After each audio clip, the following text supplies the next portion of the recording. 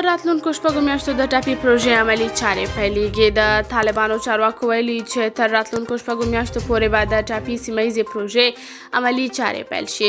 د طالبانو تر کنټرول لاندې باختر خبري اژانس وایي چې په دې اړه نن په هرات کې د طالبانو ولي شیخ الحدیث نور احمد اسلام جار په افغانستان کې د ترکمنستان سفیر خواجه اوزوف او د ټاپي پروژې اجرایوي رئیس محمد مراد امانوف سره خبرې اترې کړې دي. سرچینه زیاتوي چې د ټاپي پروژې د عملي چارې د پیل نیټه د یادې پروژې اجرایوي رئیس کړې ده.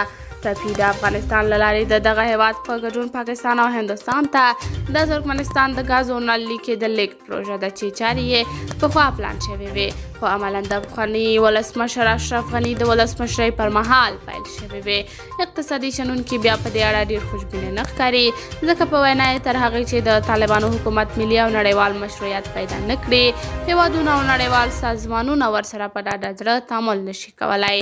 شنونکي پر دې هم ټینګار کوي چې د مسلکي کادرونو په نه موجودیت کې به د ملایانو د حکومت ګډون او مخ ته تلل په داسې مهمو پروژو کې افغانستان ته ګټور نه وي. طالبانو بیا داسې ادعاوې ردوي او د ښو اقتصادي پروګرامونو د لرلو خبره کوي. قدرمنو لیدونکو، تاسې د دې موضوع په هکله څه نظر لرئ؟ نظریات مو له موږ سره په کمنټ کې شریک، ویډیو لایک او چینل هم در سره سبسکرایب کړئ.